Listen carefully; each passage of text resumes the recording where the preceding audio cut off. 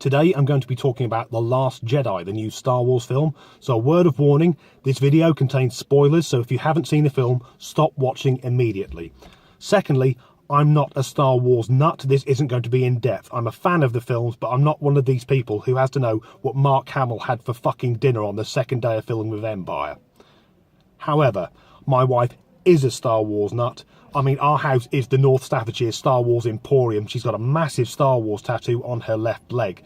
And the only reason we saw the film on the 15th rather than the 14th when it was released was my wife was in hospital having minor surgery.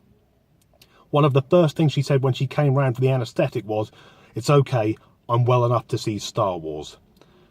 Now, The Last Jedi, the first surprise in the film is that Aid Edmondson is in it as one of the commanders of the First Order. Adrian Edmondson, who was Vivian in The Young Ones and Eddie Hitler in Bottom, is now working for the First Order. But it works because he's a great actor anyway, but he's quite comic in his role. And this film does have a lot of comedy in it. I know a lot of the critics have criticised it for it, but I think it is necessary because of the end of the film. Again, the end of the film, I'm going to discuss that. If you don't know what happens, stop watching now. It's got multiple plots going on. The crux of the film is that the rebels are fleeing the First Order. And I've got a bugbear with this, but I have this with every sci-fi film, is they're worried they're running out of fuel.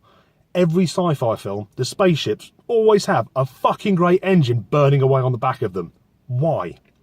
They're in space, it's a vacuum, accelerate to the speed you want to get to, then shut down. There is no resistance. They don't need hyperdrive. If they leave the engine on, eventually they'll reach light speed anyway. That's my rant on that, over. There's also a plot going on which feels very, very tacked on, which is Finn and Rose, who's the new Asian character. I'll say I really like this since Disney have took over Star Wars. It isn't as white as it used to be. Now, when the original trilogy was made, it was a very, very different world.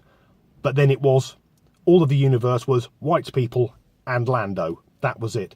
Now Disney, with The Force Awakens and Rogue One, and now The Last Jedi, we've got much more of a mix of ethnicity. But this subplot involves Finn and Rose going to some casino, and it doesn't feel relevant to the film. It feels like it's been forced on us to introduce us to this new character. Nothing wrong with that. There is stuff wrong with that. I'm contradicting myself. Then there's some great twists in the film as well, particularly with Kylo Ren. When Kylo Ren is taking Rose to Supreme Leader Snoke, I've just realised how much of a fucking nerd I sound then. Oh yes, Kylo Ren, he's taken Rey to Supreme Leader Snoke. It's amazing. Anyway, what happens then is that Ren kills Snoke, and as myself watching the film, I'm thinking, wow, he's redeemed himself. He's turned away from the dark side. And for about 10 minutes, it's great. Kylo Ren's joined the rebels. And then it turns out he hasn't. He's killed Snoke just to take over the First Order. He's that fucking evil. And this continues up to the end of the film. Again, the end of the film. If you haven't seen it, stop watching. And this is Luke Skywalker taking on Kylo Ren. Fucking hell, how good is this going to be? And I'm watching it, dreading it's going to be Luke sacrificing himself like Obi-Wan did back in A New Hope. And that doesn't happen. He goes out to meet Kylo Ren, and Ren can't touch him. Luke Skywalker is a fucking Jedi Master, the most powerful Jedi there is. It's incredible.